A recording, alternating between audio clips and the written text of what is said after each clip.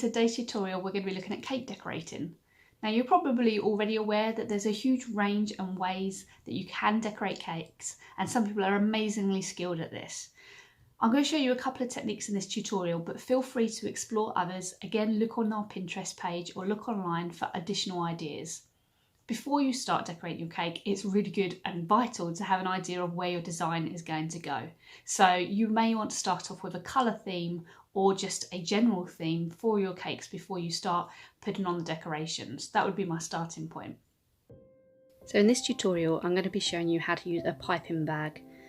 First of all, you'll notice that the nozzles you can buy to go with your piping bags will have different shapes, and these different shapes will give you different effects with the icing. Really, you just need to experiment with these and see what you can achieve by using the different nozzles. I'm using disposable piping bags, which means I need to cut off the very tip of the bag before I place my nozzle in. You need to be careful that you make sure that the hole isn't too big, because if the nozzle then slips through, your icing is going to go everywhere. So your fit needs to be quite a tight fit. You're better to cut it off small and then make it bigger if you need to.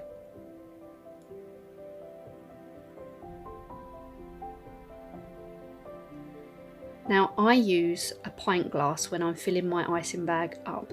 This is a really handy tip for making a less messy job. So you can see here I've rolled over the top of the icing bag and the nozzle is down inside the glass. This means that your piping bag is going to be held still whilst you fill it up with icing, and you won't have a horrible mess going everywhere in your kitchen.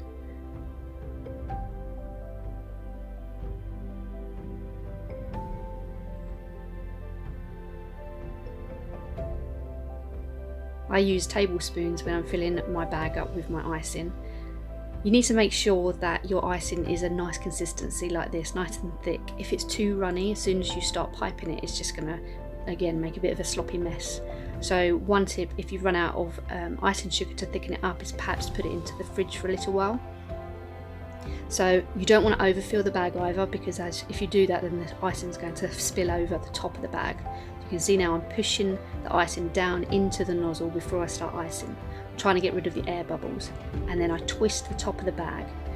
Now I'm right-handed, and I find the easiest way of piping is to hold the top of the bag where the twist is with my right hand, with my strong hand, and then use my left hand to guide the icing. Now effectively my right hand isn't pushing the icing, it's only the left hand that's doing that. The right hand is just concentrating on holding the top of the bag. So this first technique is just showing you how you can ice in little blobs, and you might see this technique on larger cakes. Normally where there's a seam, so if you've got a 3-tiered cake, you might find this kind of icing in between the different layers.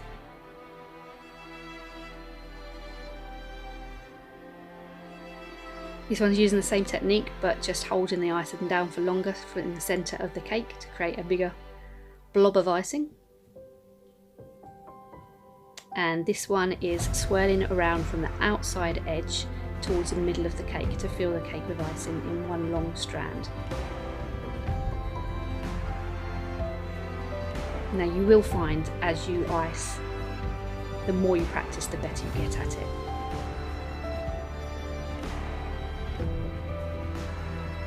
And then you could choose to decorate the tops of your cakes with sprinkles or other decorations. You might even want to use some of your techniques from the chocolate making recipes that you worked on and use chocolate shards, for example.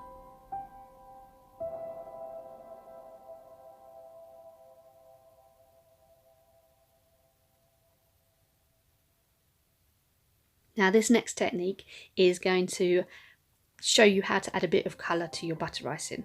Now if you've got these gel food dyes, these are great for this technique. So you can see I'm just using the gel dye to create lines of colour inside the piping bag.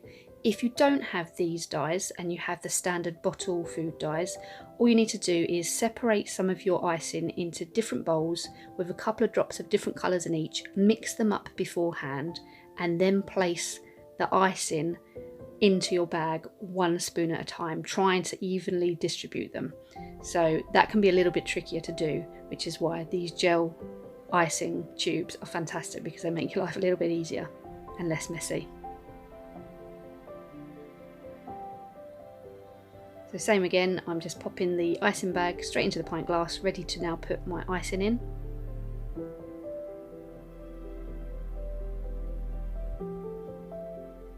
And what we should find happen is that as I ice, the icing takes the food dye with it and we get a combination of these colours. And again, this is just something you could experiment with, trying out different colours. Obviously you're going to get the mixture of the dyes together. You can see I've used blue and yellow here, so straight away green's coming through as well.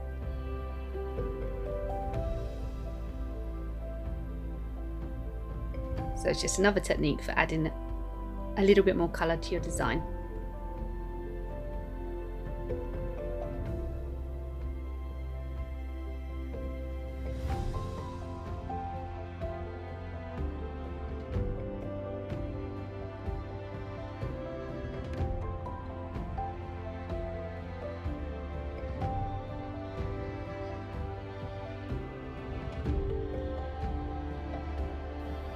And you can see even here with me, it's been a while since I've baked any cakes, but you can see as I decorate each cake, my technique is getting a little bit smoother. So the more you practice, the better it will get. You might find the first couple of cakes that you ice don't work successfully. You just kind of have to practice and get the feel for it.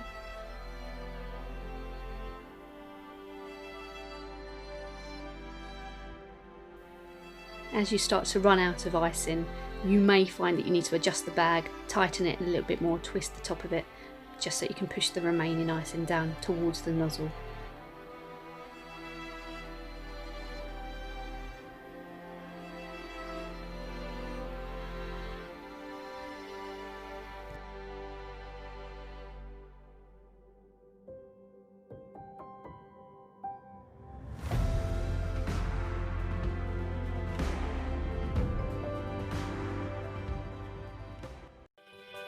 So you should now be able to decorate your own cakes from the previous designs. Can't wait to see what you do.